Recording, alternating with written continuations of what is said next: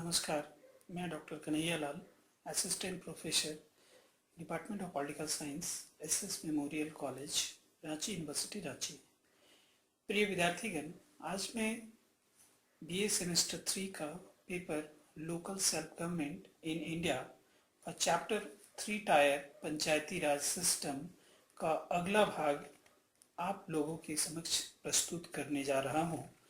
यहाँ मैं आपको याद दिला दूं कि पिछले लेक्चर में मैंने त्रिस्तरीय पंचायती राज व्यवस्था की ग्राम पंचायत के बारे में विस्तृत विवरण प्रस्तुत किया था और आज मैं उसके अगला भाग यानी पंचायत समिति पर अपना व्याख्यान देने जा रहा हूं, जिसे आप अपने परीक्षा के लिए अध्ययन कर सकते हैं,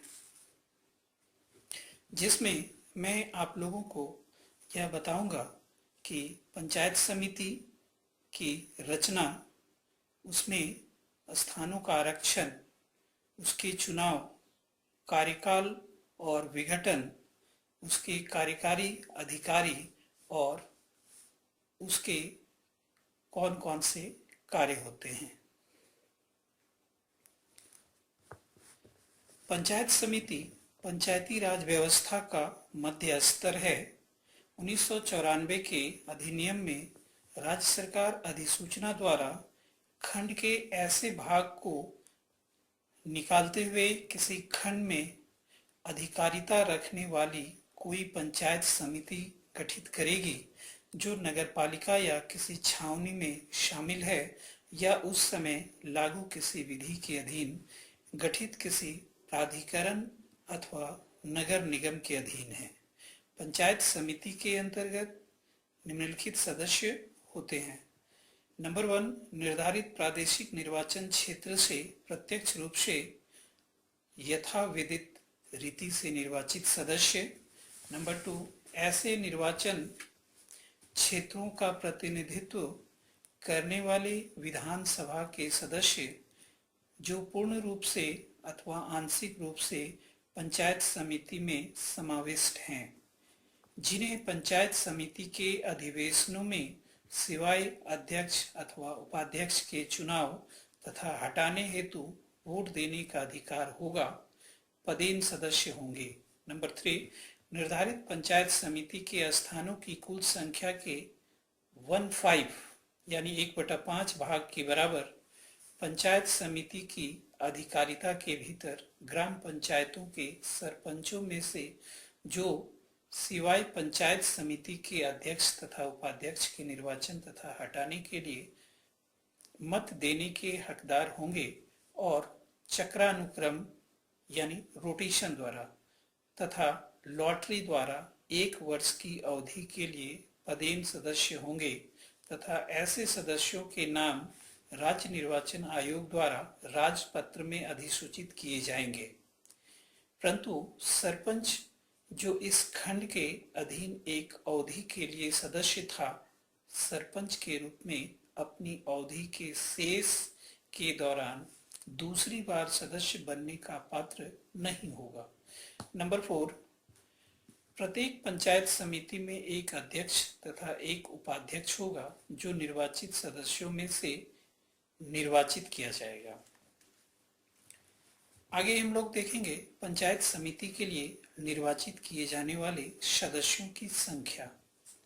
पंचायत समिति क्षेत्र में प्रादेशिक निर्वाचन क्षेत्रों से निर्वाचित व्यक्ति होंगे जो 10 से कम या 30 से अधिक नहीं होंगे, जो सरकार द्वारा समय समय पर निर्धारित अधिसूची के द्वारा किए जाते हैं। जैसे नंबर 1 में 40,000 तक जनसंख्या वाले पंचायत समिति क्षेत्र की प्रत्येक 4,000 जनसंख्या अथवा उसके भाग के लिए एक सदस्य, परंतु ऐसी पंचायत समिति में सदस्यों की कुल संख्या 10 से कम नहीं होगी। 40,000 से अधिक जनसंख्या वाले पंचायत समिति क्षेत्र के प्रत्येक 5,000 की जनसंख्या अथवा उसके भाग के लिए एक सदस्य, परंतु ऐसी पंचायत समिति में सदस्यों की कुल संख्या 10 से कम तथा 20 से अधिक नहीं होगी। आगे हम लोग देखेंगे इसमें आरक्षण का जो प्रावधान है, प्रत्येक पंचायत समिति में अनुसूचित जातियों के लिए स्थान आरक्षित होंगे। आरक्षित स्थानों की कुल संख्या के कम से कम 1/3 स्थान अनुसूचित जातियों की महिलाओं के लिए आरक्षित रहेंगे और ऐसे स्थान आरक्षित वार्डों में चक्रानुक्रम द्वारा तथा लॉटरी द्वारा आवंटित किए जा सकते हैं। प्रत्येक पंचायत समिति में एक पद पिछड़े वर्गों के व्यक्तियों के लिए आरक्षित रहेगा, जो पिछड़े वर्गों से संबंधित व्यक्तियों की अधिकतम जनसंख्या वाले प्रादेशिक निर्वाचन क्षेत्रों में आवंटित किया जाएगा। इनके अतिरिक्त राज्य विधानमंडल और लोकसभा के सदस्य अपने क्षेत्र की पंचायत समिति के पदेन सदस्य होते हैं। यदि राज्यसभा का कोई सदस्य एक पंचायत समिति के क्षेत्र में पंजीकृत मतदाता है तो वह भी इसका पदेन सदस्य होगा।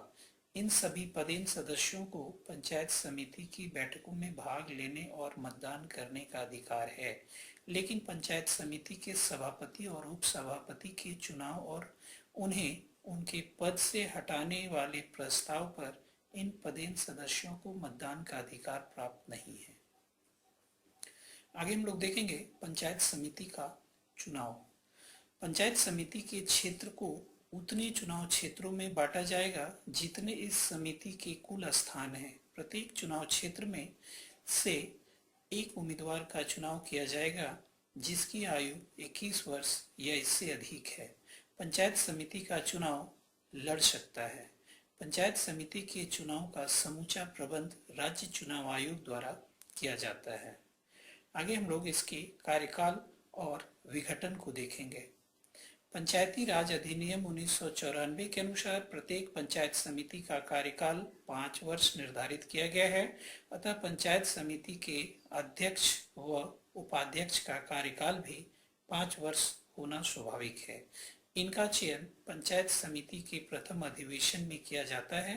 पंचायत समिति के निर्वाचित सदस्य 2/3 बहुमत से उनके विरुद्ध प्रस्ताव पारित कर दें तो भी अध्यक्ष व उपाध्यक्ष को उनके पद से हटाया जा सकता है।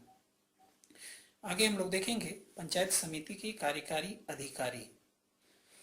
नंबर 1 है खंड विकास तथा पंचायत अधिकारी समिति का पदेन कार्यकारी अधिकारी होगा। नंबर 2 कार्यकारी अधिकारी अध्यक्ष के प्रशासकीय नियंत्रण के अधीन होगा और उसकी सेवा की शर्तें ऐसी होगी जो सरकारी कर्मचारियों के उस वर्ग पर लागू हैं जिससे वह संबंध रखता है।